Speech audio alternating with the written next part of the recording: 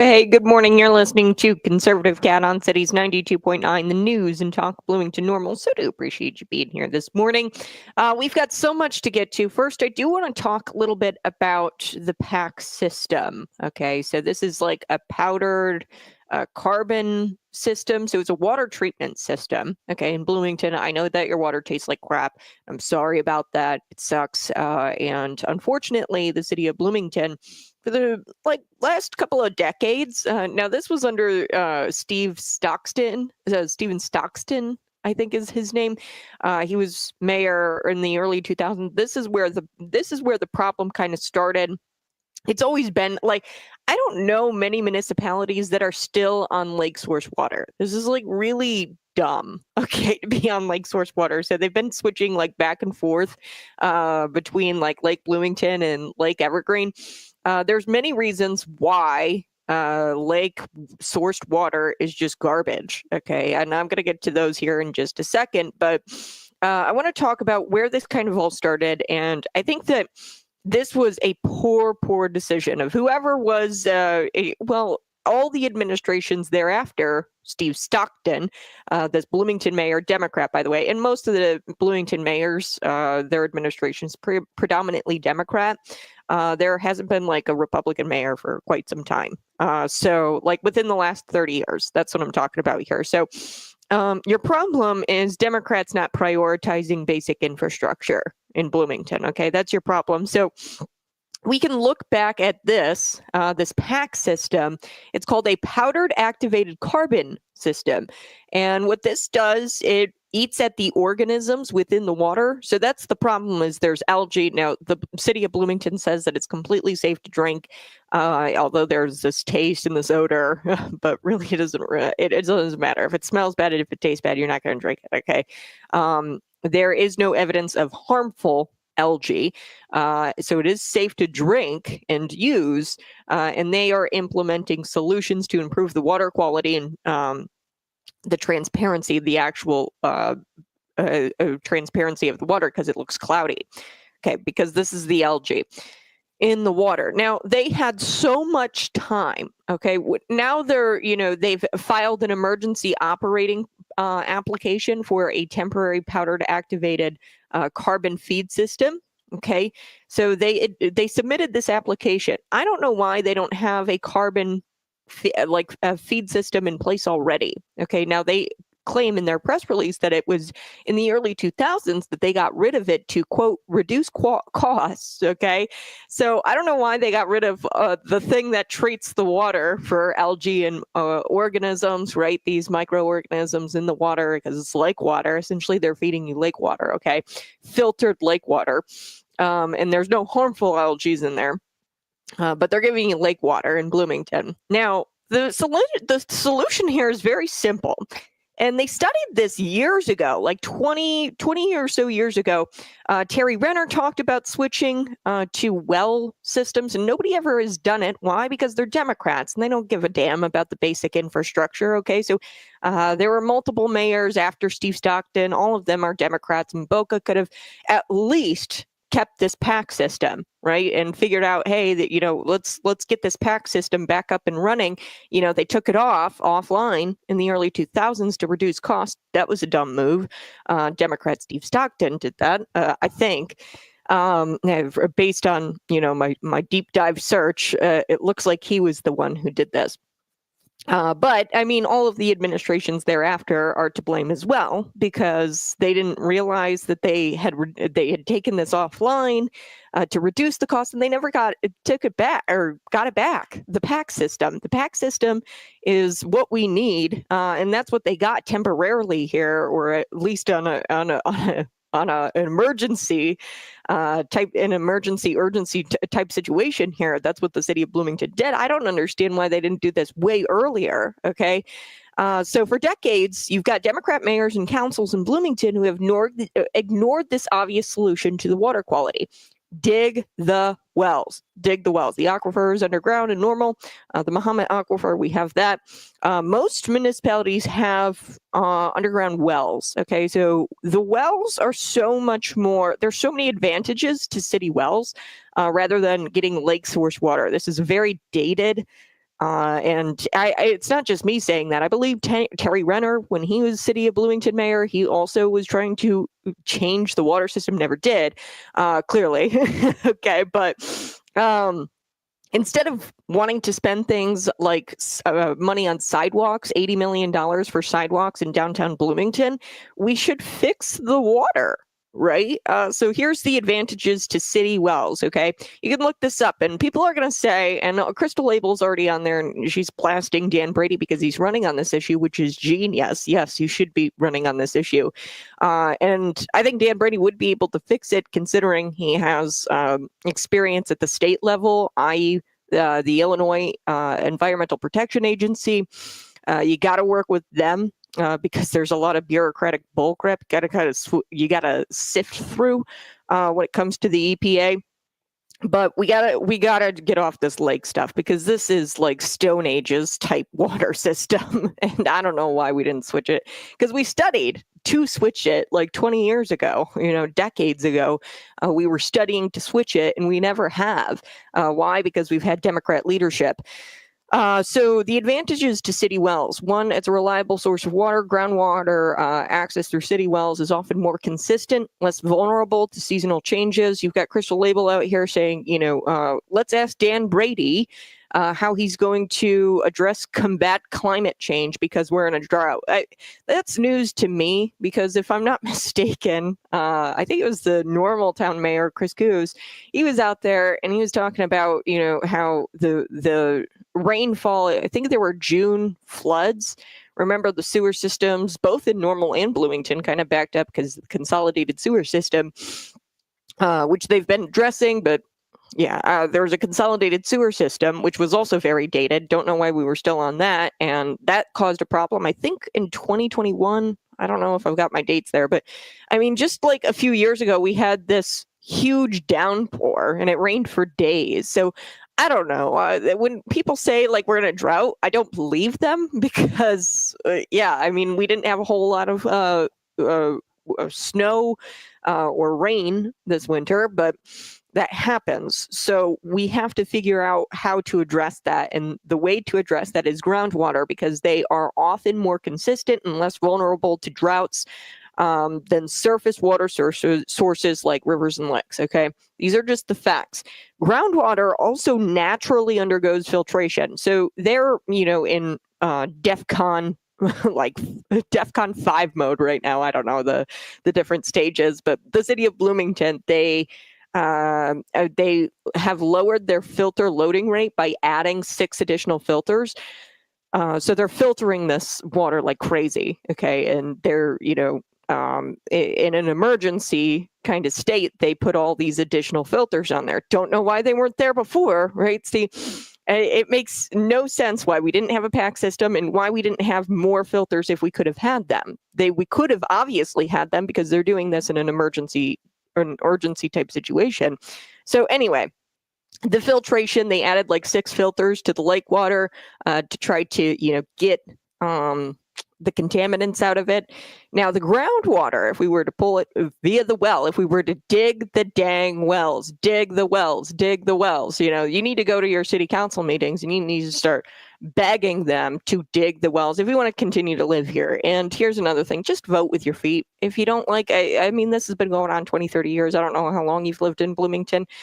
But when I say vote for your feet, I mean move, because at this rate, if we're going to continue with the same leadership, if we're going to continue with the status quo, which would be Cody Hendricks, who currently sits on the Bloomington City Council, he's part of the problem because the PAC system wasn't online. Somebody should have caught that and said, hey, in the early 2000s, this was taken off to reduce costs. We should add that back. And they should have added that back years ago.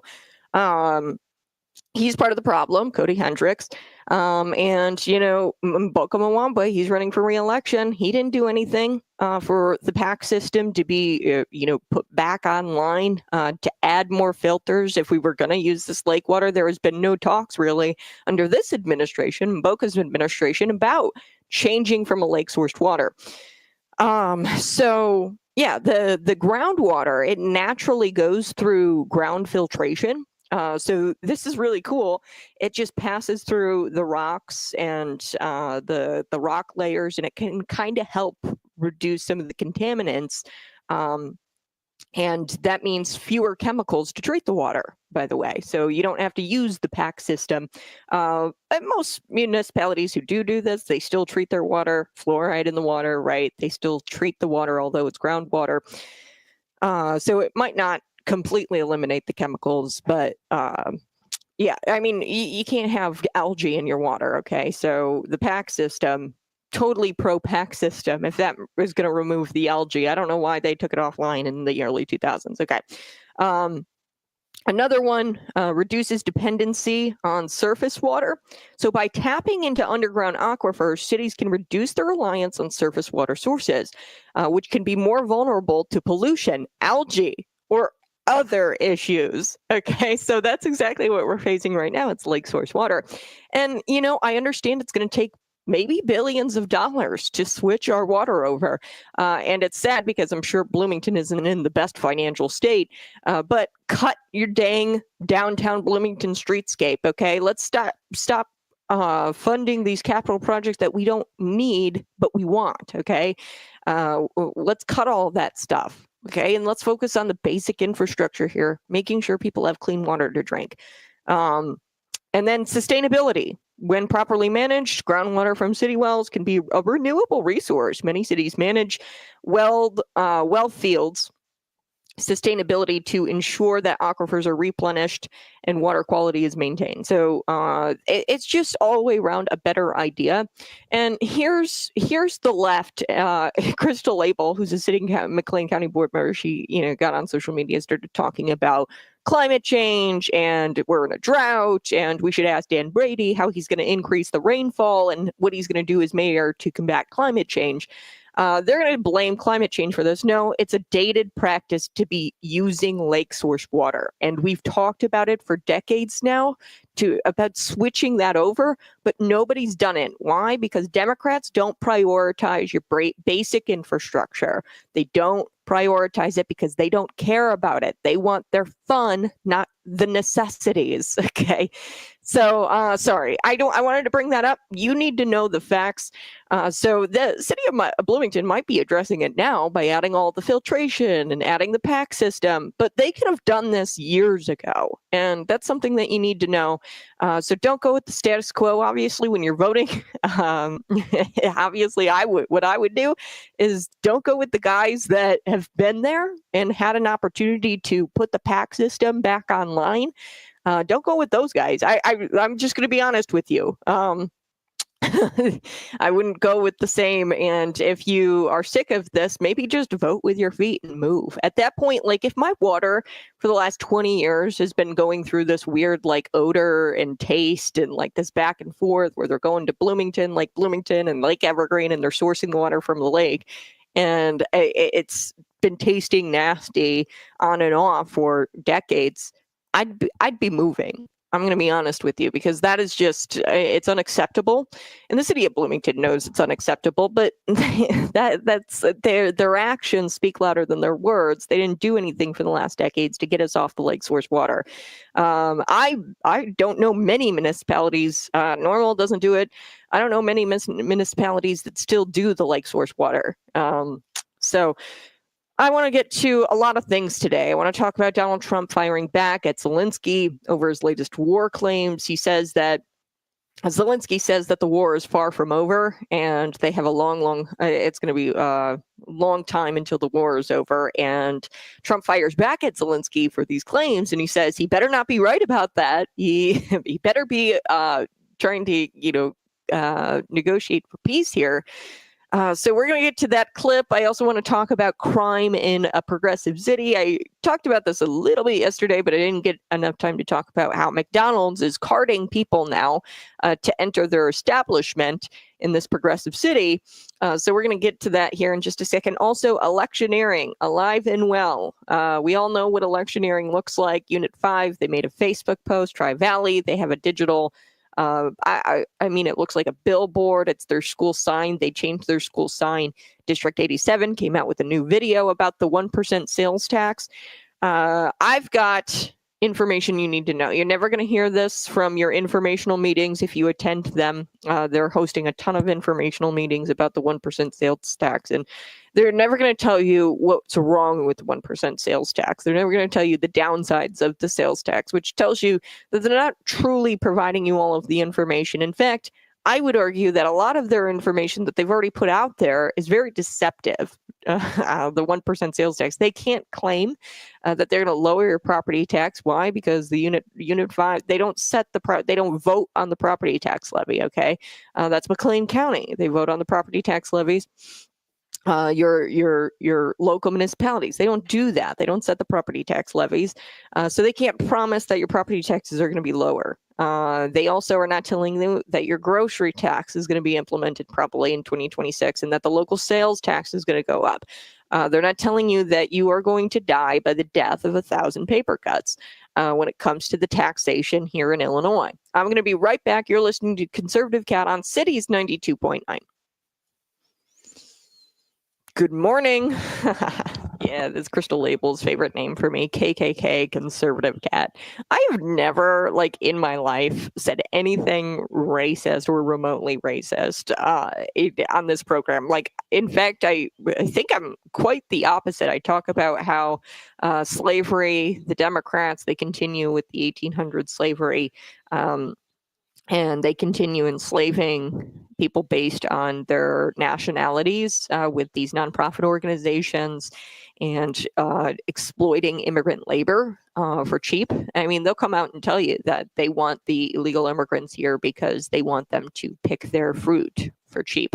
So I don't know about you, but that's extremely racist. So that's not me. I'm not the racist one. It's the Democrats who continue to be racist as they were in the 1800s. And we've talked about that here on the program. Good morning, Tim. Appreciate you being here this morning. We are going to get to quite a few things. I want to get to Zelenskyy. The end of war, I guess, is not in the foreseeable future, according to Zelenskyy. And this is by his own admission. And he has no plan for peace as long as America is backing him. Okay.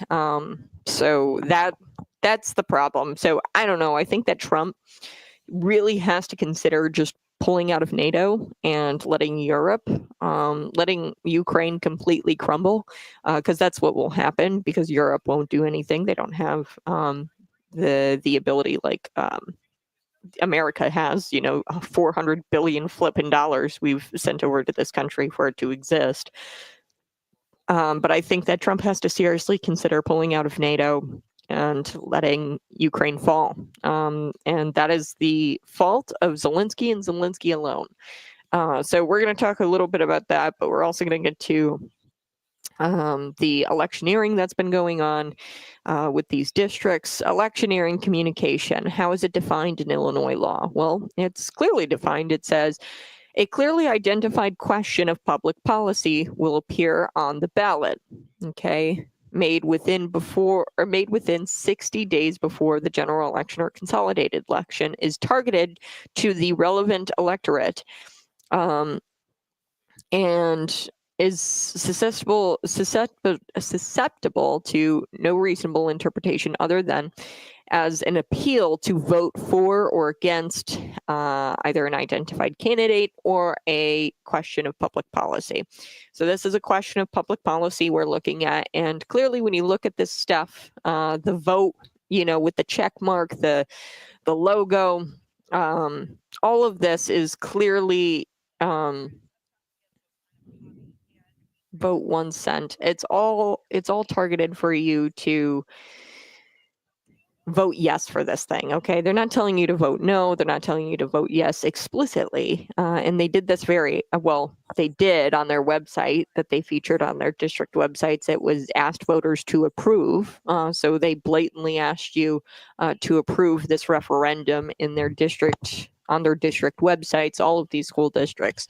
And that is, potentially a violation of law, but there's nobody that's going to prosecute them. You need a prosecutor to prosecute these people, and that's not available because the Illinois State Board of Elections doesn't want it, the Attorney General doesn't want it, the state's attorney doesn't want it, the Illinois State Police Corruption public corruption unit doesn't want it.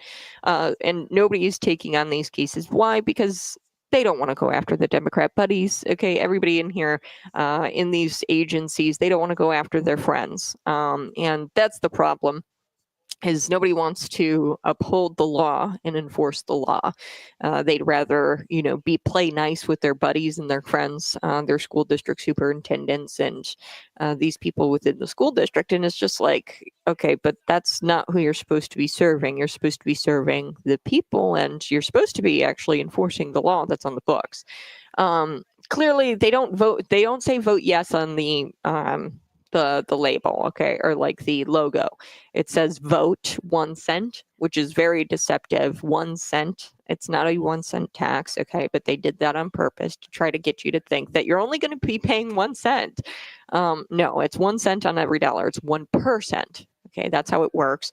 So if you buy a $5 coffee from Starbucks, you're paying 5 cents. If you're, buying a $300 whatever Xbox, I don't know how much they cost now at Best Buy, you're going to be paying $3. Okay, so that is the facts here. Okay, but they are very deceptive in a lot of their advertising around this referendum, and they're doing it on purpose. They're trying to say that your property taxes, it's actually going to provide property tax relief. Well, they can't promise that. Why? Because the municipalities set the property tax levy. Okay, they don't set the property tax levy. Now they might, vote for how much they need of that property tax levy. And a lot of your property taxes will go to the school. A big chunk of your property tax bill goes to the school. And they don't tell you that probably like 90% of your property tax bill goes to the school. And anytime somebody says that your property taxes, you're going to have relief if you pass this, they can't promise that, okay? Because here's what's going to wind up happening. They're going to get this, but they're just going to keep asking for more because it's never enough. Lining the pockets of administrator, that's exactly what this last referendum at Unit 5 went towards. It went towards higher salaries for the administrators, not even the teachers here, folks. And you can't forget that. Okay, Unit 5, they passed a referendum, I think, a couple of years ago, and they threatened, they said that all the extracurriculars were going to get cut. They can't promise lower property taxes, period. Why? Because they don't set the property tax levy. The schools don't dictate that. Your local municipalities do. McLean County Board, they're the ones who set that property tax levy. And they can't definitively say that there is going to be property tax relief. So I'm going to be right back. Smash that like button, subscribe to the channel, please.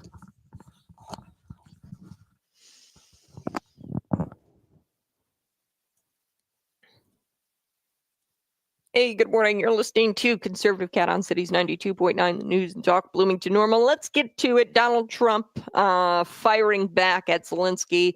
Zelenskyy, he made some more claims here. He says that he doesn't see an end to the war in the foreseeable future, and that's by his own admission. Okay, so Donald Trump responded to that, and he kind of fired back here.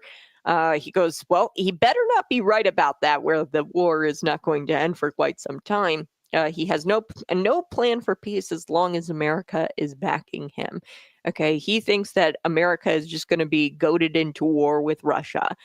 They tried to do the same thing with JFK, by the way, and JFK got shot for it because he wouldn't go into war with Russia. I don't understand this. When did the Democrat Party, by the way, become the pro-war party? It just doesn't make any sense to me.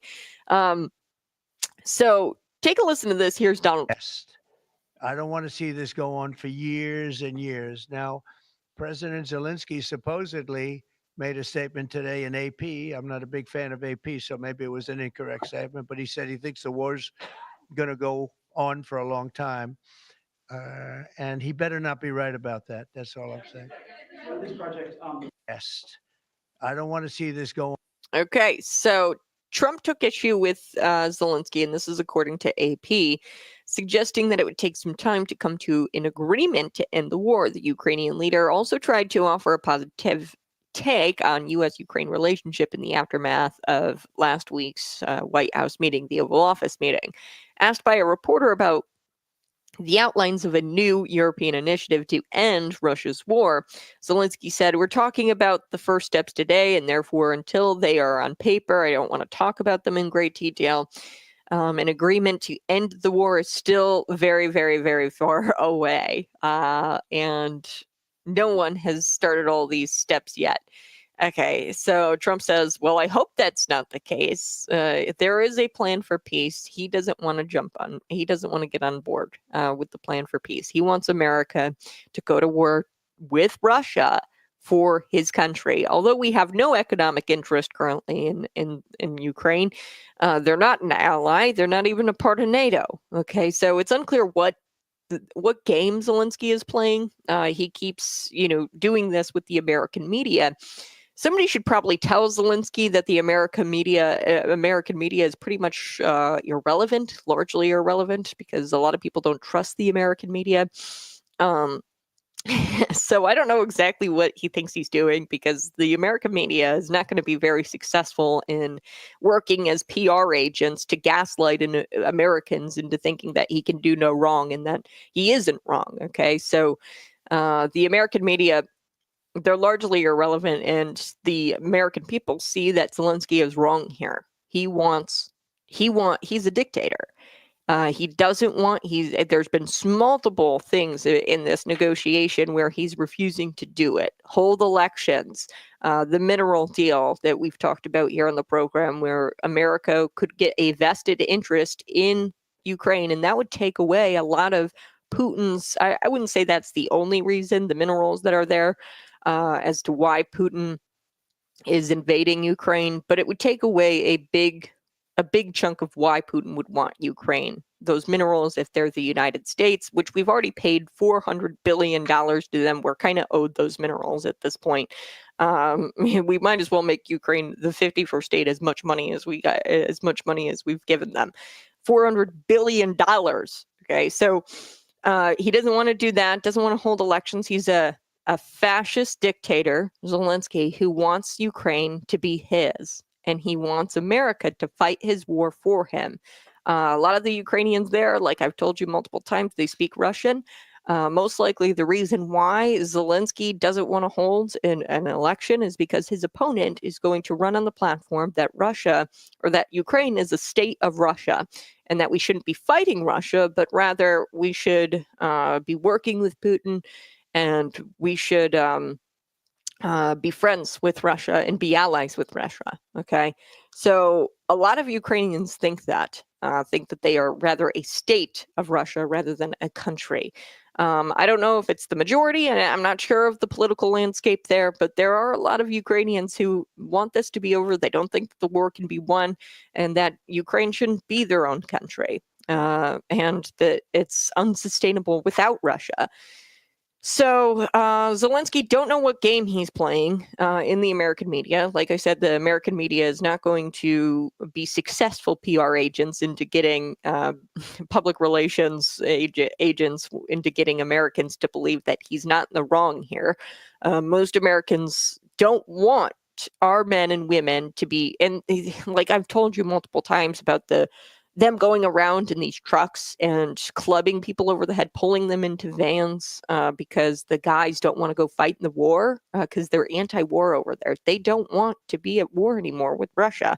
They would rather be a state of Russia and have Putin just, take care of Ukraine and be the leader of Ukraine rather than to continue this war and lose their loved ones. That's where we're at. The Ukrainians are tired, and I would hate to see that happen, where they become a state of Russia.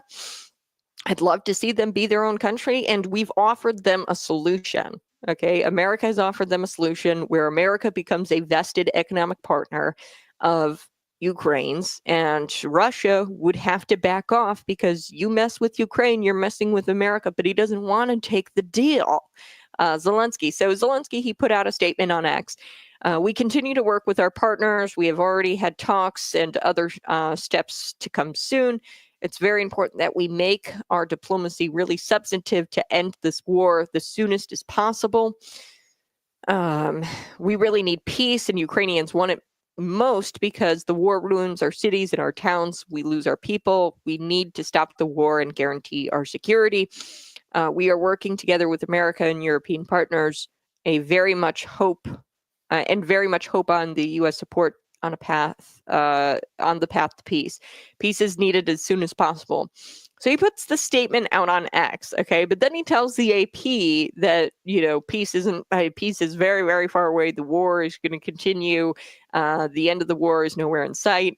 Okay, that's what he pretty much says in the AP, and then he says that peace is needed as soon as possible. So which is it, man? So it's unclear where he found the nerve to claim that he believes peace is needed as soon as possible when he acted like an ungrateful, spoiled brat, and he proclaimed that he was entitled to the American tax dollars, but that's neither here nor there. Anyone with a fraction of a brain cell here, folks, can tell you that this man is playing games. And I don't know what he's playing games for and why he's doing it. I don't even think he really knows what side he's on. I think he's a paid actor. He's not a serious person. Just go look up, some of the stuff that he's done on game shows. And he's done some really questionable things, okay? Not to mention he came to the White House in a crew neck and sweatpants. Like, give me a break. So this also shines a light on bigger issues at hand. The United States, we've been taken advantage of for over 40 years. President Donald Trump talked about that in a press conference. So I'm going to get to that here in just a little bit, but you're listening to Conservative Cat on Cities 92.9.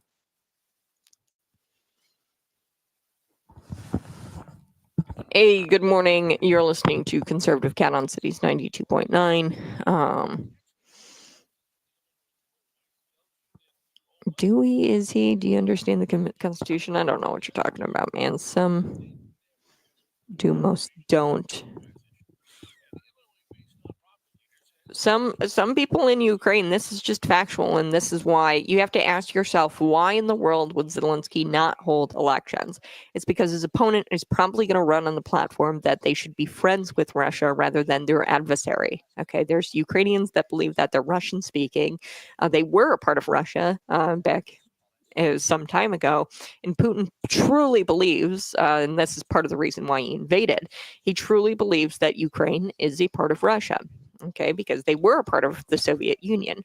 And he believes that this, they broke off and that should have never happened. And there's multiple reasons. We talked about yesterday, there's some seaports that he wants in Ukraine, the minerals in Ukraine. There's multiple reasons why Putin wants Ukraine. And he is a fascist dictator as well, an authoritarian dictator. I'm not a Putin sympathizer, okay, as, Democrats will call me. I'm sure I really don't care. We're looking at this logically here. He believes that Ukraine is his, and a lot of Ukrainians believe that Ukraine is Russia's as well. Ukraine is Putin's as well. They're Russian speaking. They speak Russian, and a lot of people believe that they are a state of Russia rather than a separate country. Okay, and it's a history thing. Putin talked about it with Tucker Carlson a while ago. Do I believe that Ukraine deserves to be a country? Yes, absolutely. I think that that would be the best situation, is that they held their own elections. Zelenskyy doesn't want that. He's a dictator as well. Anybody who says that they don't want elections is a dictator. Okay. And is against elections and against democracy, dictator. Now, Putin makes no bones about it, right? He doesn't pretend that Russia is a place where anybody can become the leader of the country. I mean, kind of. He's kind of like Xi Jinping in a sense, where they hold these fake elections. But really, everybody knows that you don't stand up to Putin in Russia. So it's almost worse, that you've got somebody out there saying democracy, democracy, democracy, but their actions speak louder than their words, and he's just straight up lying to people when he says that he's for democracy. Really, what he wants is to make Ukraine his.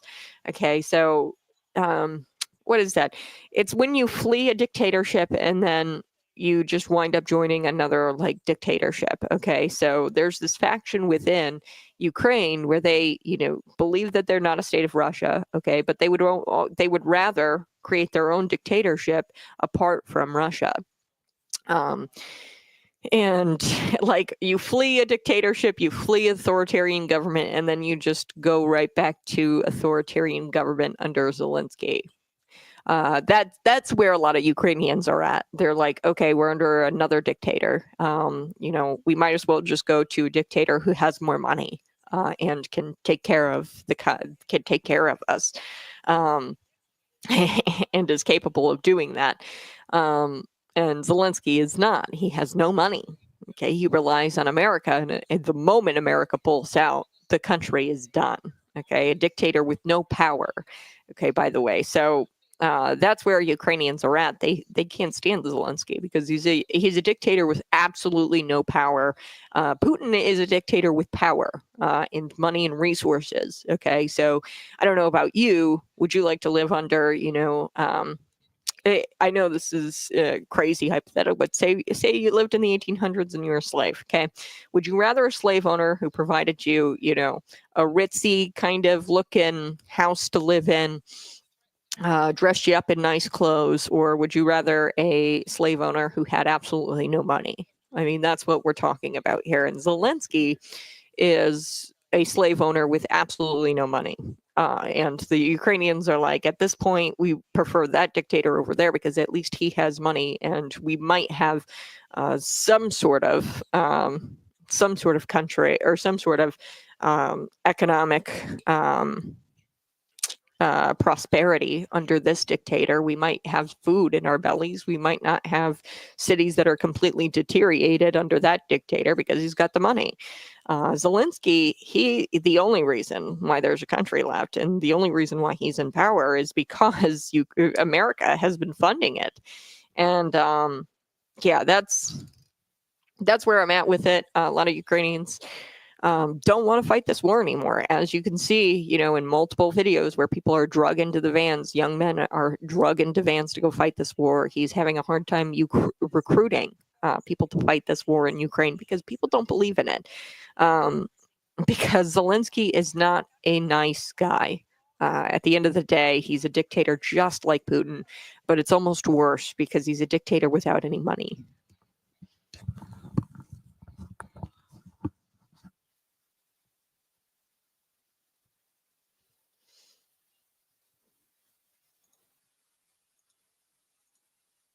Hey, good morning. You're listening to Conservative Cat on Cities 92.9, the news and talk blooming to normal. I want to play this because Donald Trump, he talks about, how the United States has been taken advantage of over the last 40 years. And this is a bigger problem. This is a highlights. I mean, this shines a light on a bigger issue at hand, this thing with Ukraine. It's the United States has been taken advantage of for 40 years. Like I said, they're both dictators, Putin and Zelenskyy. But Zelenskyy is a dictator, and the Ukrainian people see this. Zelenskyy is a dictator with no power. Okay, now a lot of Ukrainians, they believe that they will have a better life under the dictatorship of Putin. I would love to see Ukraine break away from Russia, not need Putin at all. But unfortunately, the leader or the dictator, Zelenskyy, he's a dictator without any money, and he relies on America's money. Okay, and that's Donald Trump is not for that. He doesn't want to fund a dictator, so they fled a dictatorship and created their own dictatorship in Ukraine. Okay, that's what went on here with Ukraine. They used to be a part of the Soviet Union. Putin believes that Ukraine should have never seceded from Russia. And he wants Ukraine for several reasons. The minerals, the ports, that's why Putin wants Ukraine. Now, with America stepping in with this negotiation deal that Zelenskyy refuses to take, we'd take at least the minerals away. So a reason why Putin would want to invade and further invade Ukraine. Also, we would have an economic interest in Ukraine, but Zelenskyy doesn't want that. He is a dictator. He wants Ukraine for himself. But he's the most dangerous type of dictator because he's a dictator with no power.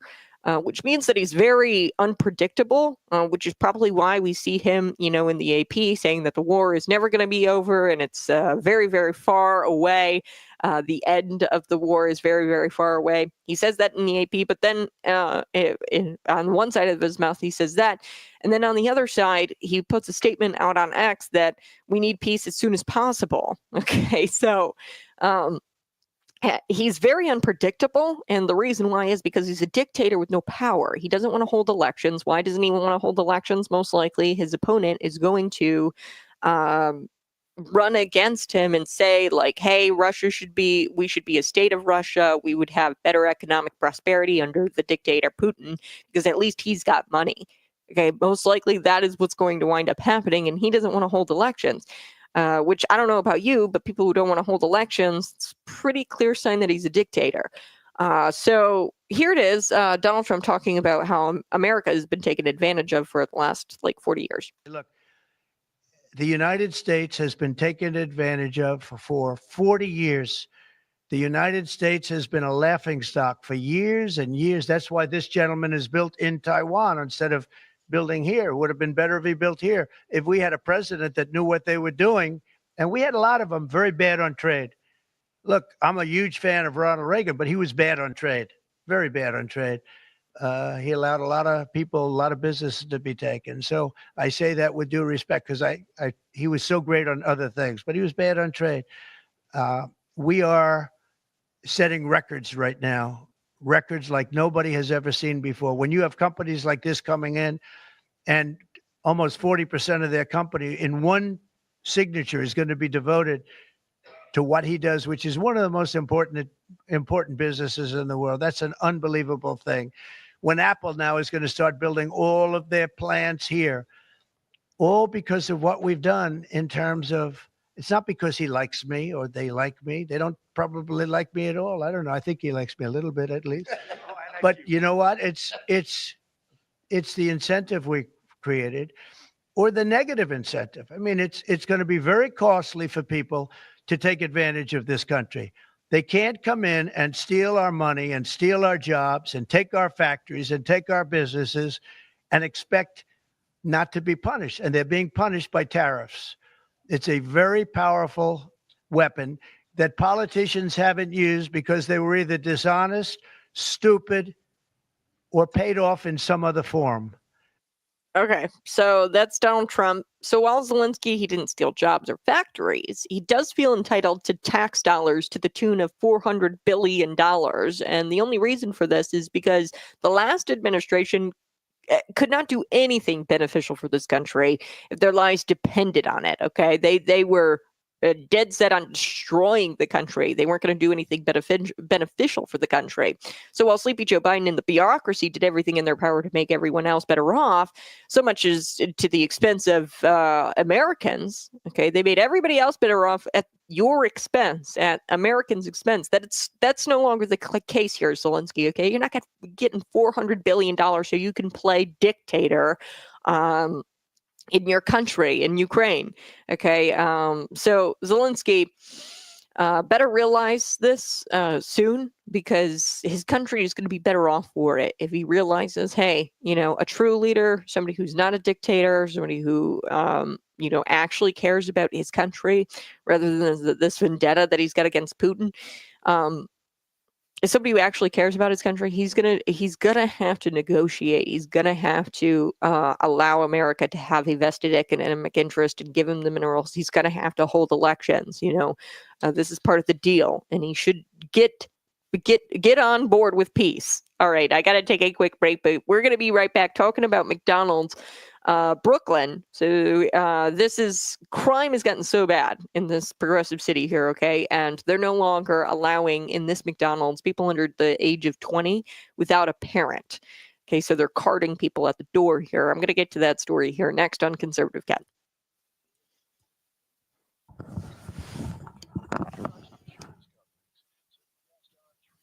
He'll do anything that favors him. Look, man, the mineral deal here. Sure, that might favor America slightly because we get the minerals and we're going to get them for cheap, at least with this deal if Zelenskyy were to get on board with it.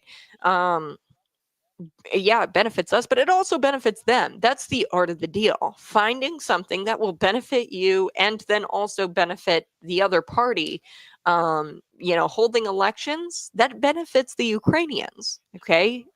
It benefits us because that's actual democracy. And if we have an economic interest in a country, it should be a country that holds elections, right? And not a fascist dictatorship. If we have an economic interest in this country, Ukraine, they should be operating under under a democratic process. So it's a win-win. That's the art of the deal here. Trump is transactional, but he's not doing anything that really favors him. He's doing things that benefit America, but also would benefit Ukraine in this deal. And guess who has crumpled up this deal and thrown it over his shoulder? That is Zelenskyy. He is the one who won't do it because he doesn't care. At the end of the day, he doesn't care about the Ukrainian people or the country. He cares about being in power, just like Putin. And Trump is starting to see that. Americans see that. They're starting to see, oh, wow, this guy, he just wants more money so that he can continue to fight Putin. And I wouldn't doubt that Zelenskyy wants Russia. He wants land in Russia. He wants to take over Russia. He thinks that he's owed Russia. And it's dangerous when you got two dictators battling it out. And it's really dangerous when you have one dictator who has all the money, okay, and is a world power, Russia. And the other dictator has absolutely no money. And within 3 days, that country will fall if America just pulls out. So it's very dangerous. And I'm all for America being the superpower, and we have an obligation to be the world's police, whatever. I'm pro-America and pro-America, helping out our allies. Ukraine is not an ally. We have no interest in the country. They're not a part of NATO.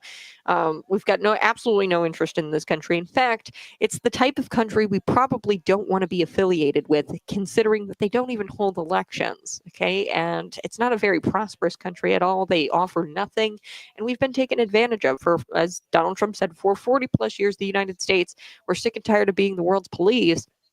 And these countries won't even offer just like their table scraps. I mean, that essentially it's somebody coming over to your house, okay, and they bring the turkey, they bring the mashed potatoes, they bring the green beans and everything for Thanksgiving. Okay, they bring everything over. They bring the vase, the flowers, and you won't even offer them a glass of water. Okay, that's what we're talking about here. The United States is the guest in the house, and the host won't even offer a glass of water to the guest. Okay, that's what we're talking about here, and Americans see this for what it is, and it doesn't matter what kind of propaganda or what kind of games Zelenskyy plays in the media. Number one, because the media is largely irrelevant, and somebody should probably tell him that it doesn't matter what the media says. The Americans aren't going to believe what the media says.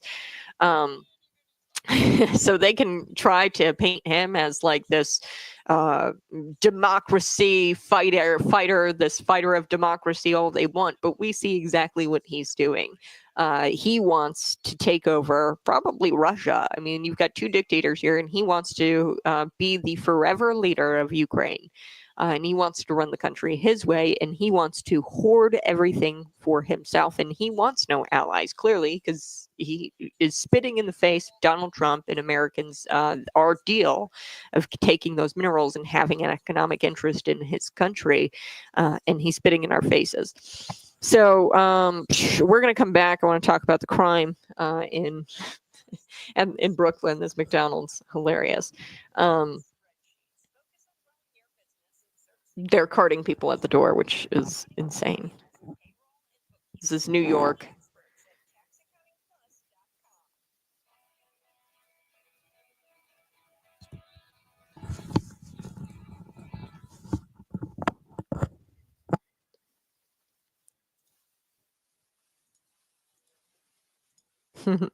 Hey, good morning. You're listening to Conservative Cat on Cities 92.9, the news and talk Bloomington Normal. Yes, crime has gotten so bad in Brooklyn. McDonald's is no longer allowing people under the age of 20 into the establishment without a parent. So you need like parental consent in order to enter the establishment here in Brooklyn. So take a listen. And Flatbush Avenues in Brooklyn. From now on, anyone under the age of 20 cannot enter without a parent. The New York Post reporting there have been several crimes linked to young people at that McDonald's. The Post reports the restaurant has hired a security guard to enforce the new policy. Nostrin and Flatbush Avenues in Brooklyn. From now on, anyone. Wow. Okay. So this is kind of absurd. You've got this country here this city, this progressive city, where they had to take this drastic kind of step in order to prevent customers from throwing ice and stealing food from Uber drivers and all of this. So, according to the New York Post, the crime-ridden Brooklyn, it's a city within like New York City, so it's a part of New York City, is carding customers at the door and forbidding anyone under the age of 21 to enter without a parent or proper ID. In what might be the first for the fast food Goliath. The restaurant took the drastic step last week after a group of kids wearing ski masks swirled in after school and attacked a security guard, broke the glass door. They've been snatching bags of food from the Uber drivers, smoking weed in the restaurant. They've been throwing the trash around the store, like the garbage bags. They've been emptying it out in the store, and then they're throwing ice at the customers, like from the machine. So it was like anywhere between 15 to 20 teenagers last week. They've been coming in every day after school, these kids. What's going on with teens these days? I don't know. But this used to be unheard of, okay? A group of kids acting like a bunch of animals for no reason. Like, where are their parents? I don't understand. So the McDonald's is actually nicknamed The Junction. It's infamous in the neighborhood. It's been the scene of multiple shootings and stabbings over the last few years. So far in 2025, there have been 29 calls to 911 there, according to NYPD. When is the city going to step in and start holding these teenagers accountable and arresting them? Okay, that's what needs to happen. If they are pelting people with ice, smoking weed inside the restaurant, these are crimes. They should be arrested, they should be cuffed, and they should get thrown into the slammer for this sort of behavior. Okay, it's absurd that they get a pass for this bad behavior when toddlers don't even really act like this. Like, I know toddlers who act better than this. They should be held accountable, and the city needs to step up and hold these teenagers accountable. And I really don't care if they're teenagers, okay? They're 15, 16, 17, 18. I don't care if they're teenagers. This bad behavior needs to be met with accountability. Does the city expect these kids to just grow out of this behavior? Because they won't. It's only going to get worse as they get older if they aren't stopped. So this is a perfect example of what happens when you condone crime. They've condoned crime so much so that the juveniles feel emboldened now to wreak havoc on these private establishments. So whatever social experiment the city is doing where they're not arresting teenagers for whatever reason, it's not working. So they need to cut it out. And, only in New York do you need an ID to buy cheeseburger at this point. So, yeah, you need an ID to buy a cheeseburger in New York, but not to vote. That makes a whole lot of sense. So I don't blame McDonald's one bit for this.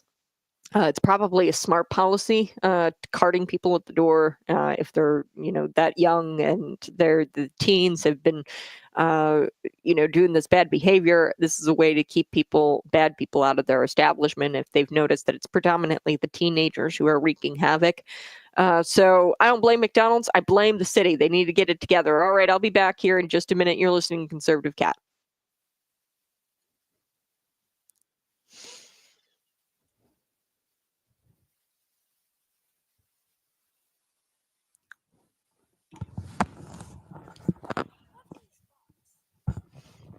I wouldn't say like Putin takes care of his people, but definitely you're going to have a more stable country, okay, under a dictator who has money rather than a dictator who has no money, okay, and no power. So there is effectively no leader in that country. We are propping up Zelensky to be everything that he is. Okay, without the American dollars, okay, without the tax dollars, this country would be gone. Okay, Russia would come in 3 days, take him out. It wouldn't even be a country. Um, and this guy's so entitled, he's asking for even more taxpayer funds when there's another solution, which is this negotiation, the mineral deal and holding elections. Putin wants that to happen, likely because Putin is playing 4D chess, and he knows that a lot of people in Ukraine would rather the leadership of Putin than what they've got under Zelensky. Because under Zelensky, they're relying on America to send over dollars, and if they don't, they're all dead. Okay, that's what we're at. Where we're at, America is effectively the leader by proxy here in Ukraine, which we should just make them the 51st state then. Okay, but Ukraine, they the Ukrainians, Putin is probably playing a little bit of 4D chess because the Ukrainians probably would vote for the guy who, would run on the platform that Ukraine is rather a state than a country and a state of or a state of Russia. They'd probably vote for that guy before they'd vote for Zelensky, because under Zelensky, they're getting clubbed over the head and thrown into a van to go fight a war that is unwinnable. Okay, that's where the Ukrainians are at. They're so pissed about Zelensky forcing them into this unwinnable war and creating such an unstable, like the moment America pulls out the dollars, they're dead. Okay, so Zelensky is just another dictator, but a powerless dictator. Okay, and relies on the American dollar and your money, my money, and he relies on our money to keep his country going. So, yeah, that is that is where I'm at with Ukraine. I think that a lot of Ukrainians, they would rather the dictator Putin than Zelensky at this point, because at least Putin's got money. I wouldn't say that he takes care of his people, but rather provides more stability, because they're not getting thrown into vans to go fight a war that's unwinnable. Okay, they might not have food, and Putin might be, taking all of the resources, and they don't have freedom of speech. And if you put anything online, you're going to be thrown into prison. If you speak outside of what the state, the Russian government wants you, and if you speak against Putin, you might be thrown into the gulag or like some sort of prison. You can't smoke a joint there, right? That might be the case in Russia. But you will have food, and you won't be thrown into vans and clubbed over the head to go fight an unwinnable war. Okay, that's where the Ukrainians are at. So, helped create the mess. NATO should complete it. Yeah, we should pull out. I think Trump seriously has to consider pulling out of NATO and letting Europe fix. Or try to help Ukraine if they want to. Ukraine is not a part of NATO, though. So NATO isn't even obligated to that country. We're not obligated to Ukraine at all. So that would be totally up to NATO. And I don't think that they're going to do it, largely because NATO probably would be dismantled shortly after the United States of America pulls out of NATO, because we're the ones funding that entire operation anyway. And without America, that would probably fall apart as well. So, yeah, they're likely going to be dismantled shortly after the United States pulls out, and NATO's just going to disappear. But they can try. Sure, go ahead. The European nations can try to go help Ukraine and fund fund Zelensky's endeavors to be the ultimate dictator there in Ukraine. They can try. I'm going to be right back. You smash that like button and subscribe.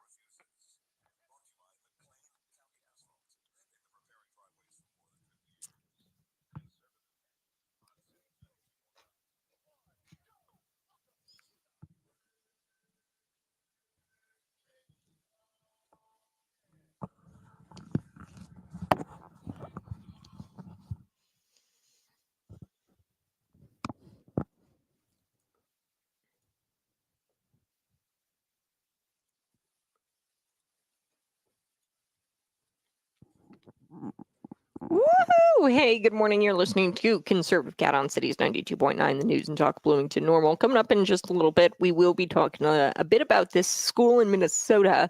They were forced to cancel this field trip for students of color only. Okay, so they excluded white students. And we're going to get to that because obviously that violated Title IX of the Federal Civil Rights Act. So they were forced to cancel this field trip. This high school wanted to have a no whites allowed field trip. Okay, and it turns out that's illegal. Also, something that may or may not be illegal, nobody really is going to prosecute this. Electioneering, alive and well. I can't believe how much of a push this is happening in McLean County. The 1% sales tax, okay, on the April 1st election ballot. Because they put it on this ballot, the municipal ballot, because there is a better chance of passing it on the municipal consolidated election because people don't go out to bother the vote during the off elections. Okay, it's not a presidential election. It's not a general election. It doesn't happen in November. Voter turnout is historically very low in these elections. So it's going to pass if, you rile up the teachers, you get the teachers to go vote for this, because they'll claim, we'll use this tax to pay our teachers and to pay our underpaid teachers. Yeah, how'd it go the last time? The last time you guys passed a tax referendum, and I'm talking about Unit 5, turns out it went largely to administrators. And that's what winds up happening is, the enrollment goes down and the administrators seem to get paid more and more money every single year. So according to BLN News, add Tri-Valley to the list of schools sending mailers to potential voters. Okay, so possibly, I haven't seen one of these mailers. This is according to BLN News. Apparently mailers are going out now.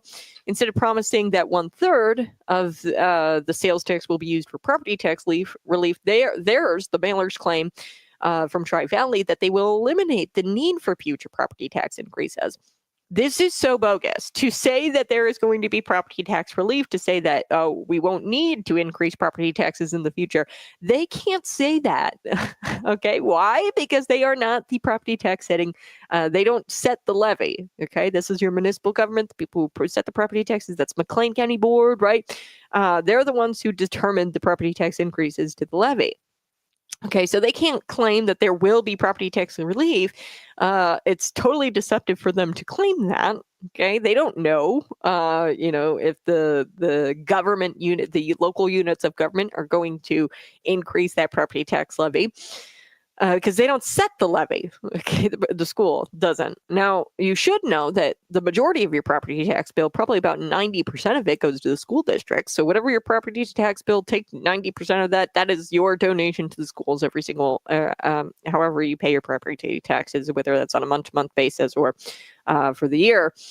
Take your property tax bill, take 90% of it, it goes to the school. Okay, so this is interesting, that Tri-Valley says this as well. They claim that, it's going to eliminate the need for future property tax increases.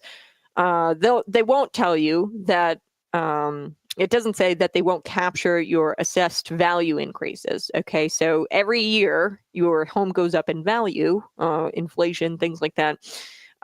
Every year your home value is going to go up.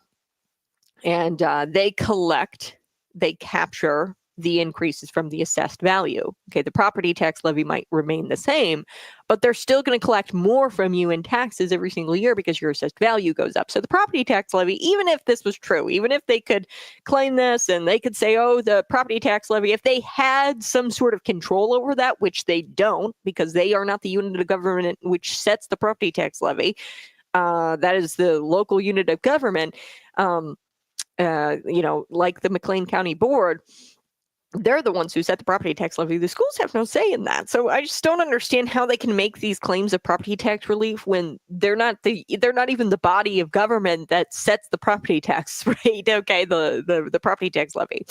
So even if they could, though, they're excluding the fact here that they are going to be collecting more in taxes every single year because your assessed value is going up. And they don't say on the mailer that they won't capture your assessed value increases. Okay, meaning that if your tax rate remains the same, your values still go up. They're still going to collect more in property taxes every single dang year. Okay. So, and I think recently, across the board, local units of government have increased the property tax levy. Okay.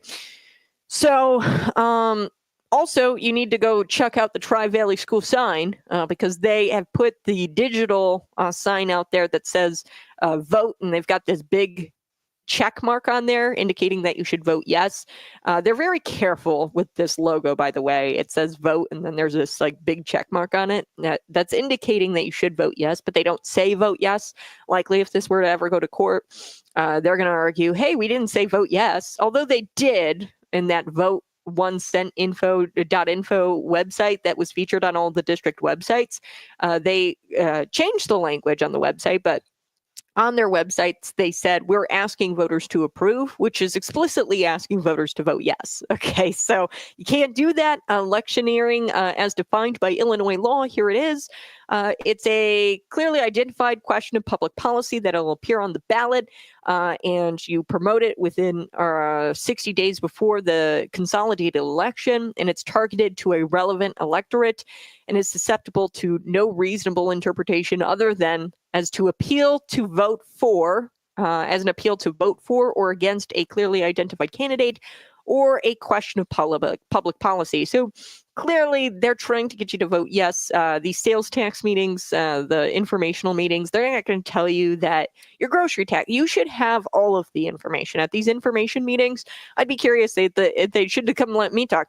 I'll tell everybody in these informational meetings that, hey, in 2026, your grocery tax is going to go up. Thank you, J.B. Pritzker, because they're going to implement a local grocery tax because J.B. Pritzker, for a press release, he eliminated the state's grocery tax. So the local governments, in order to make up for that revenue loss, they're allowed to implement their own local grocery tax. So they're the bad guy, by the way. The local grocery tax that's going to be implemented 2026 likely. The local sales tax is probably going to go up by 1% because it's part of the negotiations with eliminating the state grocery tax. The local governments, got it to where they could increase the local sales tax by, I think, like 1%. So yes, they're going to do that probably in 2026. So locally, you're going to be paying a grocery tax. You're going to be paying a higher local sales tax. Then on top of that, if this passes, you're going to be paying a sales tax for the schools. It's deceptive advertising. These informational meetings, they call it a 1 cent tax. It is not a 1 cent tax. It's a 1% tax. Okay, so it's not 1 cent that you're paying. It is 1%. So if you buy a $5 coffee, you're paying 5 cents. Okay, it's a cent on every dollar. Okay, so that is the sales tax. Another claim, sales tax means that you don't pay property taxes will, contribute to the schools. So people who don't pay property taxes will contribute to the schools. Okay, so means people who don't will contribute to the schools. So the sales tax, that's ridiculous because rent is property taxes, so they do pay property taxes to people who pay rent, and that's one of the reasons why rent is going up in Bloomington Normal.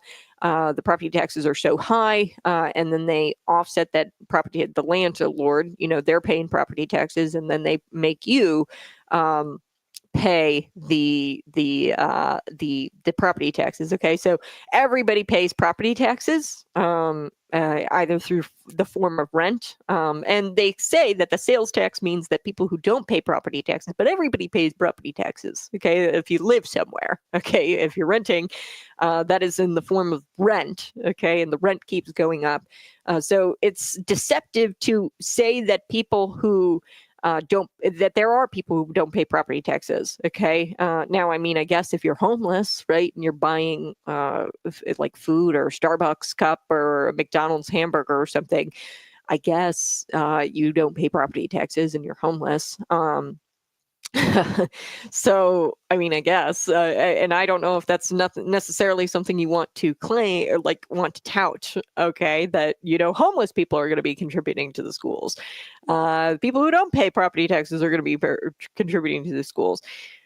Schools are already collecting plenty of money because the property values have risen significantly. Therefore, you're paying way more in property taxes. Actually, McLean County, nobody will tell you this. According to Illinois policy data, we're like one of the highest county, like for property taxes. We're paying some of the highest property taxes in the state. It's higher than the statewide property tax average. So we're paying higher than the statewide averages for property taxes, okay? So they also claim that 35% of the tax burden will be paid by people who don't live in McLean County. If that figure is true, which I'm sure it isn't, then 35% of the tax burden will go on to the people who don't live in McLean County. That's not something you should be bragging about, okay? The whole reason why property taxes go to the school districts, it's because you live in the district and you benefit from the district in some sort of way, whether the district, if it's a great district, then your property values will go up and then you can sell your house for more money, okay? So you benefit directly from the schools if you live in the area and you pay the property taxes. So there's a direct kind of like, I don't know, interest in the school district if you live in the district, okay? Now, I don't think they should be touting that they are going to be taking money from people who don't live in McLean County for schools that they don't attend or that they don't benefit from, okay? That's not something they should really be bragging about because, that's going to tank our tourism dollars, our commuters from Pontiac, Lincoln. If we have commuters that come to McLean County to work, and Bloomington, Rivian, whatever, if you come and you commute here to Bloomington, you're probably going to avoid buying your coffee in McLean County. You're probably going to avoid filling up in McLean County, the gas. You're going to avoid grocery shopping in McLean County. You're going to avoid all of this because the taxes are so high. Okay, so not a good thing economically because now you've got commuters avoiding McLean County. You've got tourists avoiding McLean County because they could just go to the county over and pay less for their merchandise and pay less for the coffee. So also these informational meetings the school districts are holding, I don't know how this doesn't violate the law. They're most likely not going to provide you all the information already. The information that they have provided you on these mailers and on these pamphlets and on the website, already all of that is deceptive, to say the least, if not straight up just misleading and misinformation.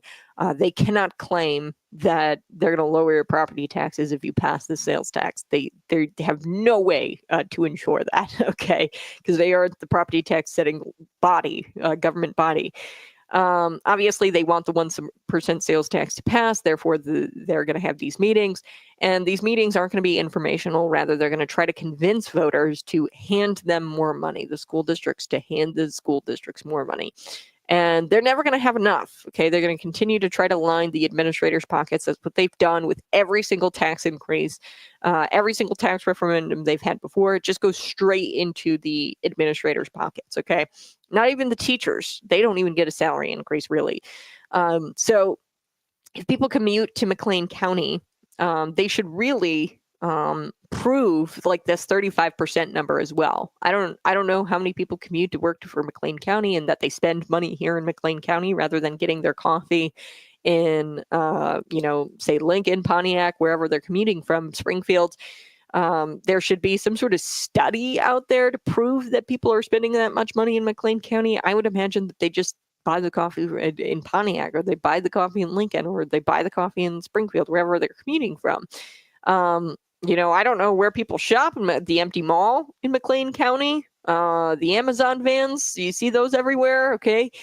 So, I mean, I don't know. I don't know how much like the sales tax, they say that 35% of the tax burden is going to be paid by people who don't live in McLean County, which is not something you really want to brag about. I mean, that's kind of embarrassing that you're bragging about that because essentially you're bragging that you're going to take money from people who don't benefit from the school district at all, whether they send their kids there, they don't send their kids there, obviously, if they don't live in McLean County.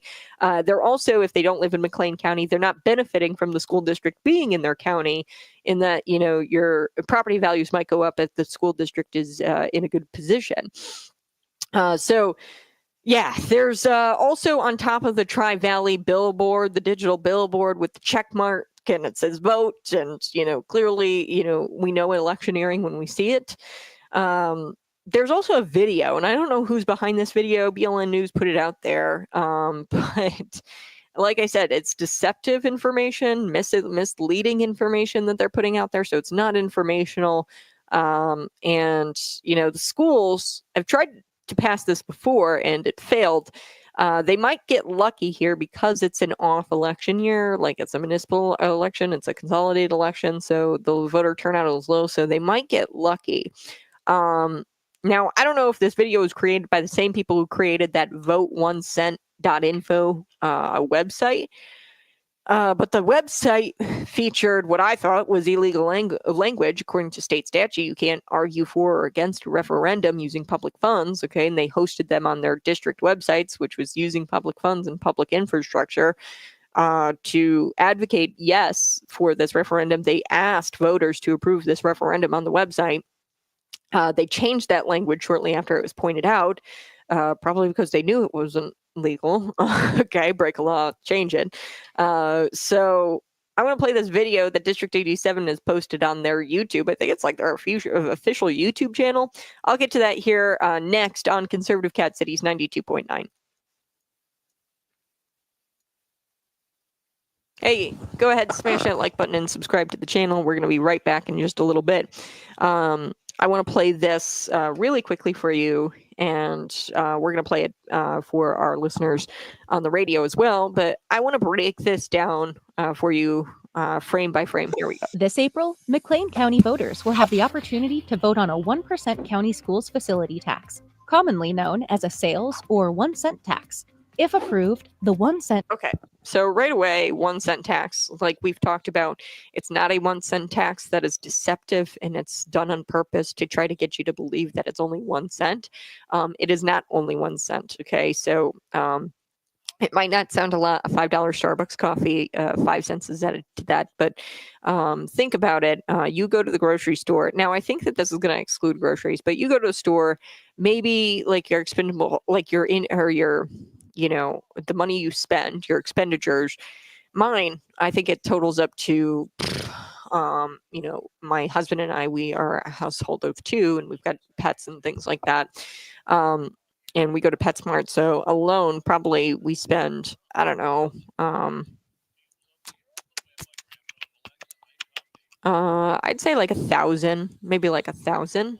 So 1% of $1,000, that's what we would be paying. Take a listen to this. Tax would help District 87 address key needs, including safety with secure entrances, upgraded cameras, alert systems, and added support for school resource officers, repairing aging roofs, building exteriors, and HVAC systems for efficiency and accessibility. New pre-K space. So, you know, school budgets, anybody who knows anything about school budgets, they can say this, but then it all goes into the general fund and they can divvy it out wherever they want. So they can say this, sure, but there's nothing that's going to tie them to this and to put the funds in these places for updated spaces, for school resource officers. There's nothing that holding them to that because the way this works, it's just going to go right into the general fund of the school districts. And then from there, they get to decide where it all goes. To serve twice as many students. Modernizing career and technical education spaces, the high school auditorium, gyms, and playgrounds for academics, athletics, and activities. Expanding mental health support services, and providing property tax relief by allocating 1/3 of the new revenue collected to lower property tax rates. Like I said, that's deceptive. They can't set the property tax rates. Okay, your local unit of governments, they are the ones who set the property tax rates. The schools don't really have any kind of say in that. Approved, it's designed to fund school safety and facility improvements and provide homeowners some relief by shifting funding for school facilities from property taxes to a 1 cent tax. 1 cent would be added for every dollar spent on qualifying currently taxed purchased goods, such as fast food or clothing. This would lessen the burden on homeowners, as individuals not currently paying property taxes would now contribute to funding our schools. Individuals living outside McLean County would also contribute when they make purchases here. It's estimated non-residents such as visitors and commuters make 35% of all purchases in McLean County. It's also important to note that not everything would be taxed. There'd be no change to products or services currently without sales tax, like groceries, medications, vehicles, and farm equipment. These would be exempt. If approved, McLean County will join the majority of Illinois counties, including many neighboring communities, which are already investing in their schools through a dedicated 1-cent tax. This tax would generate essential revenue for every public school district with students enrolled in McLean County. This revenue would be used to improve safety, security, and support for students and staff, and improve and maintain our school facilities to ensure they remain up to code and effective, all while reducing reliance on property taxes, easing the financial burden on our property owners, and supporting the local economy.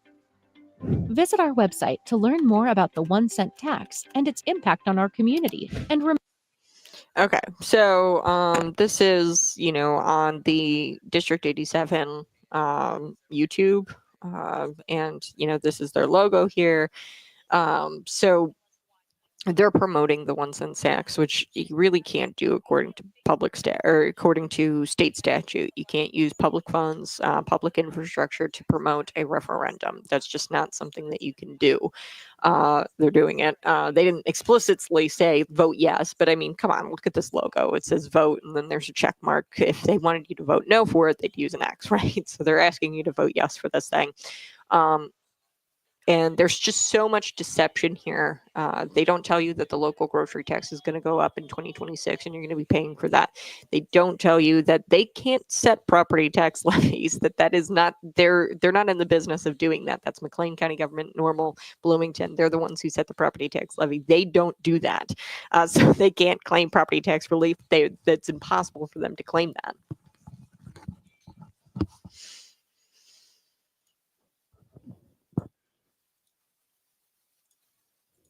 Woohoo! Hey, good morning. You're listening to Conservative Cat on Cities 92.9, the news and talk Bloomington Normal. I have no idea who made this video. I'm assuming it's the same people who made the vote yet, or the, vote1cent.info.com, whatever it is.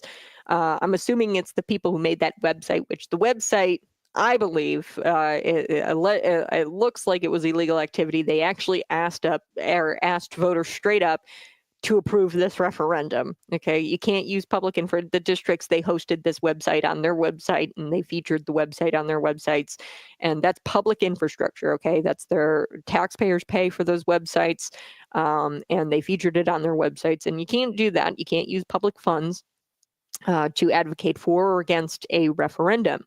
Okay, so this is a video, and I'm going to only play a little bit of it. There's just complete deception. A lot of this is fake. They make claims that they can't make, okay, that this is going to provide property tax relief. They can't say that because they're not the government unit that sets the property tax levy rate. Okay, they don't do that. Bloomington Normal, McLean County government, they all do that. The school districts don't do that. So take a listen. to vote on a 1% county schools facility tax, commonly known as a sales or 1-cent tax. If approved, the 1-cent tax... Right there, 1-cent tax. It's already deceptive because it's a 1% tax, okay? So they call it a 1-cent tax to make it sound like, oh, it's only a cent, it's only a penny. Would help District 87 address key needs, including safety with secure entrances, upgraded cameras, alert systems, and added support for school resource officers. Repairing aging roofs, building exteriors, and HVAC systems for efficiency and accessibility. New pre-K space to serve twice as many students. Modernizing career and technical education spaces, the high school auditorium, gyms, and playgrounds for academics, athletics, and activities. Expanding mental health support services.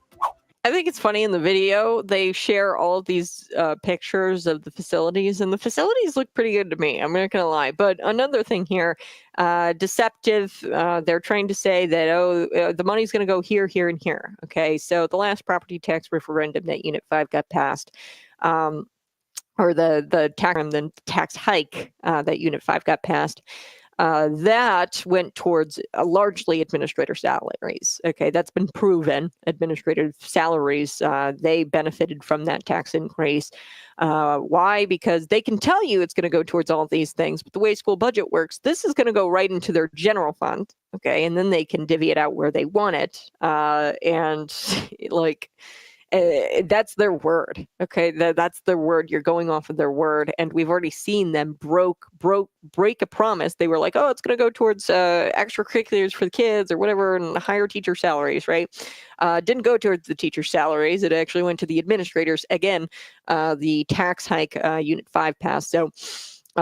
Yeah, they can claim that it's going to go all these wonderful places all they want. But at the end of the day, that's just their word, and they can always back out of the word like they've done in the past. And providing property tax relief by allocating 1/3 of the new revenue collected to lower property tax rates. If approved, it's designed to fund school safety and facility. Okay, so I'm done with this. I think that the vote, what was it? They said you can visit our website, april1.info. So I think that the same people who created the website created this. This is hosted on like District 87's YouTube page or whatever. The 1/3 of the revenue generated from the 1% sales tax going towards property tax relief. I don't know how many times I got to say it, but folks, it's kind of garbage. They're not the government unit that sets the property tax levy. Okay, so they can't promise property tax relief unless you get like written statements, I guess, from all the government. But even then, the government might change by the next time they look at their property tax levy.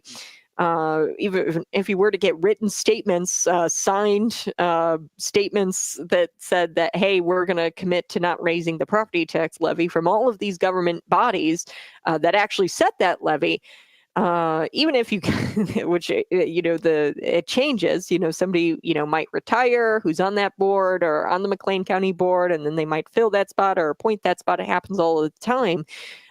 Even if you were to get written statements and they get them to swear, on this written statement that they weren't going to raise the property tax levies, it changes. Okay. Everything changes, and they could raise those property tax levies, those local unit governments. So they can't claim that there's going to be property tax relief with this. They can't. Like, seriously, they can't do it because they're not the property tax levy setting body, the unit of government that sets that. All right. I'm going to bring on Rick Johnson from Tax and Accounting Plus. So glad that he's here joining me. It's Tax Tip Tuesday. This is the guy who lives and breathes taxes. He provides you tips regarding tax season. So he joins me every Tuesday at around 7:30. Today we're talking about the alternative minimum tax. So this is also known as the AMT, and we're going to start there. But good morning, Rick. How are you? Morning, Kat. Are you staying dry? Yeah. Well, and I like all morning I've been like, is it thundering? Like, I don't know if it's thunder or not, because it just feels like it's a little early for that. Like, it's, early March, and I'm like, are we already having like the April showers and the thunderstorms? And I was like, I guess we are. So it's thundering outside. So I've been like tripping all morning. I'm like, is that thunder, or is somebody banging on the door outside? And I was like, no, I think that's thunder. But yeah, I'm staying dry. Good. Let's start with the AMT. What is that? The alternative something tax. Hold on, let me look at this. Minimum tax. Alternative minimum tax. Yes. You're the expert. Tell us what this is all about. All right. Well, the alternative minimum tax, or like you said, the AMT, it's a minimum tax that the IRS wants you to pay. So based upon the types of income you have, the types of expenses you have, when you get to this form, it will calculate or compare the tax that it would calculate on that form as compared to what tax you're paying from when you prepared to return. So basically what it says, it's a minimum tax. So the IRS wants you to pay, depending on your certain deductions, things like that, a minimum amount of tax. If when you calculate your tax and certain deductions that you have taken have brought you down to a lower tax than what the IRS wants in its alternative minimum tax, then they will add on some additional tax, or the alternative minimum tax. So you have to pay more tax. Now, the good news is this came in many years ago, and for the longest time they never raised the amounts each year. It just stayed the same. So every year more and more people were getting caught up into this alternative minimum tax. And just a few years back they started raising it, as far as the cost of living and things of that nature. So now The exemption amounts here in 24 was 85,700 for a single person and 133,300 if you're married filing jointly. But the good news is you got exemptions income in there. The AMT exemption begins to phase out if your income is $6,009 and $609,350. And if you're married, you get all the way up to 1.2 million. 18,700. So what that means is since they've been raising this up, there's a lot less people that would now get caught up in the alternative minimum tax, but you still need to keep track of it because you don't want to miss it if you qualify for that. And that's one of the bad things that we have to talk about. We talked about our income, our credits and deductions, all good. Alternative minimum tax, bad. Okay. So now let's go on to our required minimum distribution. Again, I like it. I do like the IRS names these little things, so it kind of just tells you what it is. And alternative minimum distribution is, or the required minimum distribution in your retirement accounts, IRAs, 401k, etc. You're required at a certain age to take a minimum amount of money out each year. Okay, they don't let you just set it there. So the date for that is the year that you turn 73. Okay, by April 1st of after that, the next year, you have to start taking this required minimum distribution. Now, a lot of people say, well, how am I going to do this? How am I going to calculate this? Well, that's the good news. You don't have to calculate it because wherever your money's at, they calculate it for you and they will send you a little notice and saying, hey, you need to take this much out by this year. So a lot of people aren't aware of it. And they don't do it. And especially when they get a little older, they're not up on these things or keep track as much. And here's where the bad news comes in. If you do not take the required minimum distribution, guess what? More tax. You get a penalty of 25% if you don't take that of the amount that you're supposed to take out that you don't take out. Okay. Now that 25% can go down to 10% if you correct that problem within 2 years. All right. In other words, you go back and get that money out, then they only penalize you 10%. And to be honest with you, you can also request an abatement from the IRS. This is just something that you weren't doing it every year type thing. So that's what the required minimum distribution is, RMD. It's a required amount that you need to take out of your retirement accounts once you reach the age of 73. Okay. All right, now we'll talk about if you'd like maximum age to make IRA contributions. Some of these are just short and sweet. Under the Secure Act, the IRS, or under the Secure Act, the government said that any individual can make contributions to a traditional IRA as long as that individual has compensation. In other words, there's not an age limit on it at this point in time. And by compensation, they mean money like wages or self-employment income, money that you earned. Okay. Mm-hmm. Unearned income, things like rental income, interest, dividends, things like that. Those type of incomes do not qualify. So if you just have that, that income coming in, Social Security, et cetera, then you can't put money into an IRA because you don't have any compensation or earned income.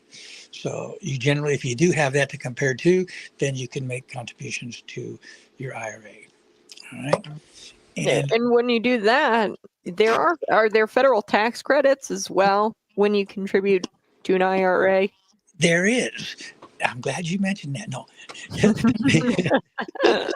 If you contribute to retirement, I think that there's like all kinds of federal tax credits. I think what is it called? The Savers tax credit? I'm not sure what it's called, but yes, the Savers tax credit, and depending on your income, it's a little hard to get because the income levels are kind of low, and we'll talk a little more in detail about that further down the creek. But you can get up to $2,000 for the retirement savings credit, and you have to put in at least $2,000 on your own. But if you do that, I think you have to only get the maximum is 50%. So you'd have to put in like $4,000 to get $2,000. Still, that's a good deal. Mm-hmm. And there are some requirements on that, as far as income levels and things. Yes, but it's off when you're saving. If the government wants to pay you to save, go for it. Yeah. All right. Last but not least, I have a lot of people ask me about this. People seem to have a little extra money in some of their pockets, and they want to know or how they can give that to their children and grandchildren. Okay. So they have what they call a gift exclusion. that gift exclusion for 24 was 18,000, and in 25 it's at 19,000. You can give $19,000 away in 25 to an individual, and that is kind of like your exclusion. So nothing has to, you don't have to report anything, you don't have to do anything. Each individual can give to each person that they want $19,000. So if you're married, you and your spouse can give $19,000 to each one of your children each. So that's basically, they can each give $38,000 to each of their children. And it doesn't have to be their children. It can be anybody they want to give money to, you know. Hmm. Yeah, they could give you money if they wanted to. Hey, I'll take it. I'll take it. I'll take it.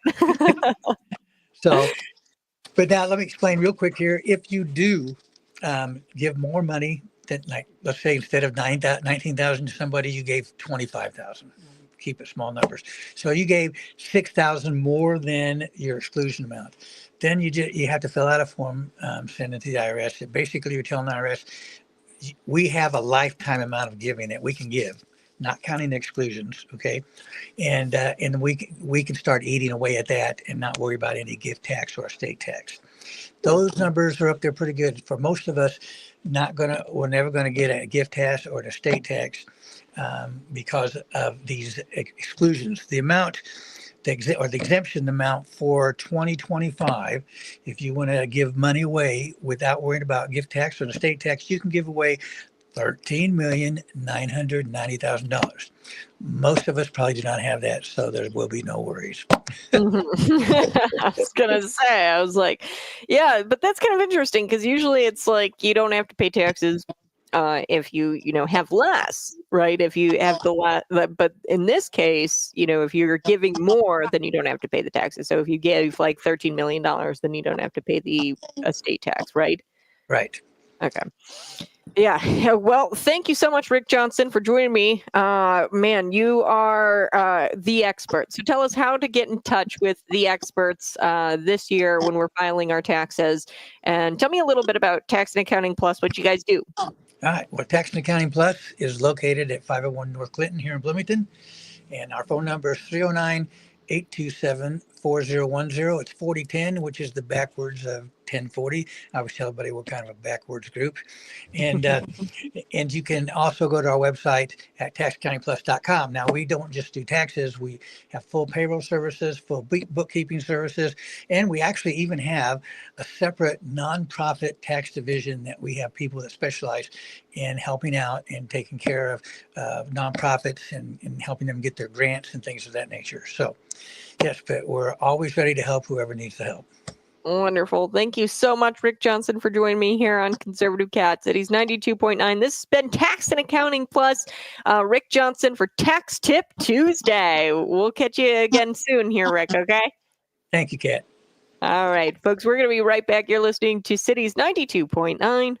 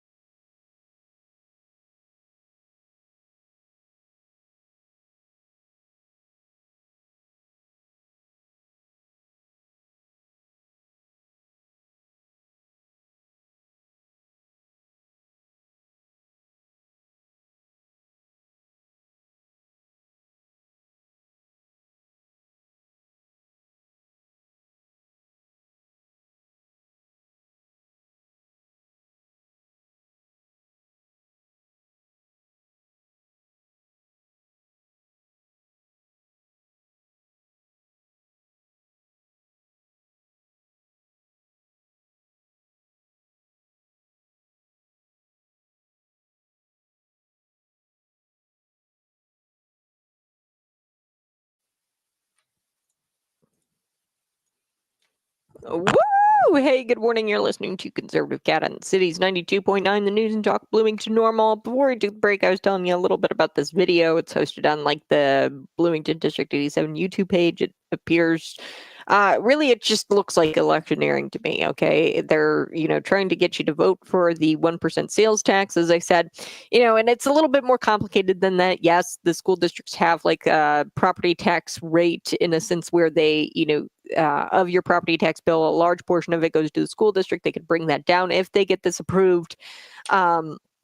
But at the end of the day, they can't promise your property taxes will go down because there's multiple units of government that set this property tax rate. And they alone cannot promise that your property tax bill is going to go down, okay, or that you're going to have some sort of relief, especially in McLean County, because we're not a PTEL county where there's a limit in place. Okay, so McLean County, specifically that unit of government, they can raise the property tax, they can increase the property tax however much really they want. So they can increase that levy, not to mention your assessed values are going to continue to go up, and the money that is gathered from your assessed values increasing, that's going to go right to the school district. So they're not, just because the rate doesn't go down, or just because the rate stays the same doesn't mean that you're not going to be paying more in property taxes to these school districts. Now they can adjust the percentage of that property tax bill of how much it goes to the school districts. That's what the Unit 5 school board, and that's what the local school does. That's what they do. They can adjust that rate of how much the property tax bill comes out and goes to them. But folks, this sales tax, they're so deceptive about it. They're not telling you that there's also going to be a grocery tax probably implemented in 2026. They're not telling you that the local sales tax is also going to be going up. And they're not telling you that you pay some of the highest property taxes in the state. You're paying higher than the statewide averages for the property tax bills, okay? So they're not telling you all of this information, and they're being deceptive about it. And number one, they shouldn't even really be doing this. This is like electioneering, and you're using public infrastructure to do it on your YouTube page.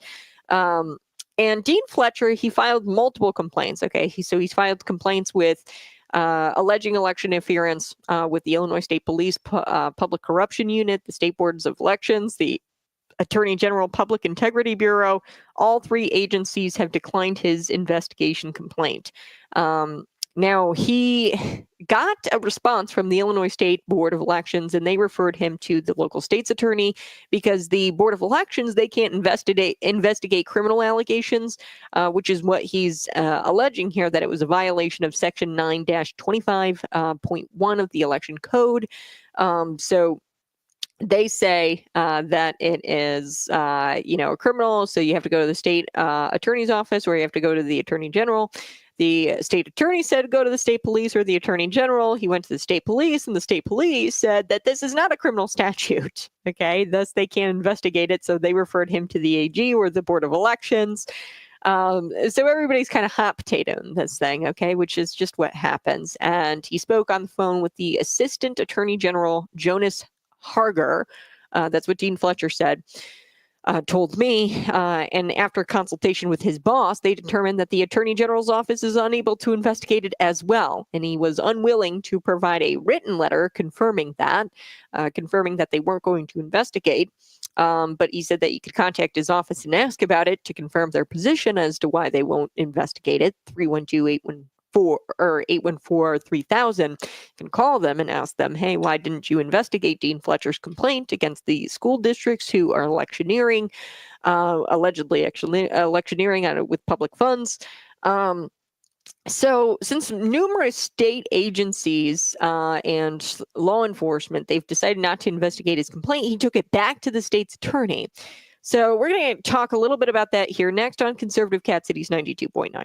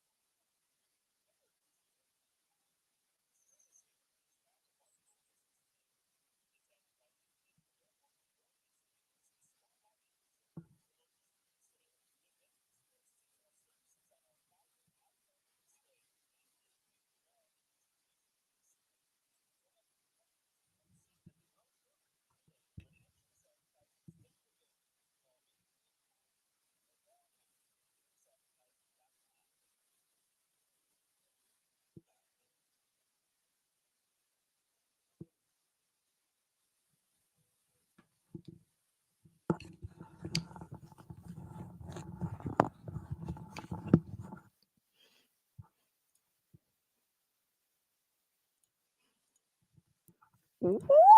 Hey, good morning. You're listening to Conservative Cat on Cities 92.9, the news and talk Bloomington Normal. So, yes, Dean Fletcher, he filed all kinds of complaints, and every state agency said, nope, we're not going to investigate your complaints alleging election interference where these school districts are using public funds to electioneer and advocate for a referendum. Okay, so since numerous state agencies, this is what he had emailed to Erica Reynolds, the state attorney, including law enforcement, have declined to investigate my complaint, I suggest that the circumstances now exist where, quote, there are no investigatory agencies that could adequately handle the issues involved, as you wrote in your response. Because Erica Reynolds, he's quoting her in a previous email where she said, if there's no investigatory agency that could adequately handle these issues, the office would, consider investigating the complaint. So, then he, says, are you going to reconsider my complaint? Allegedly, Erica Reynolds calls Dean Fletcher after he sends her this email to the recollection of Dean Fletcher in this phone call. Apparently, she doesn't think or she, said, hey, we didn't investigate. He says, especially considering you investigated, the Chad Burke election interference claim, where, he alleged that county officials, including Lizzie Johnson, the now McLean County chair, were soliciting donations for the PAC established to advocate for the elimination of the auditor. And there was a special prosecutor appointed, and it was hired by your office, but the ethics committee, they did the investigation. Okay, so she says this, that hey, the ethics commission, they were the one who did the investigation. My office just hired the guy. This is Michael Butts. He did a special investigation. Michael Butts, the son of Randy Butts, leading the charge with Common Sense McLean County, that PAC that I believe was established to run an opponent against the auditor back in, what was it, 2022, I think it was, Tricia Millott against Michelle Anderson, and they posted all kinds of attack ads on Common Sense McLean County's Facebook page. Think that there was definitely a conflict of interest there. Hiring Michael Butts to do this, considering his father kind of led the charge here against Michelle Anderson in a couple of years ago, in the last couple of election cycles ago. But anyway, she reiterated that she doesn't have an investigator on staff to investigate the complaint. She suggested so Dean Fletcher she had suggested to Dean Fletcher that he take the complaint to ISP Troop 5 office, not their specialized public elected official investigative unit, to file report. She also suggested perhaps the McLean County Sheriff's Office as well. And that the state police would be better equipped to handle it. So the ISP Troop 5 office, so that's there's different troops, and it's divvied up throughout the state of the troops. It's like districting. So that's our local troop, and to take it to them rather than the ISP public official, elected official investigation unit.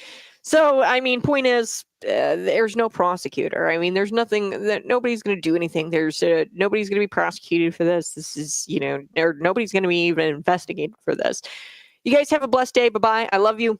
We'll talk again tomorrow morning. See you later.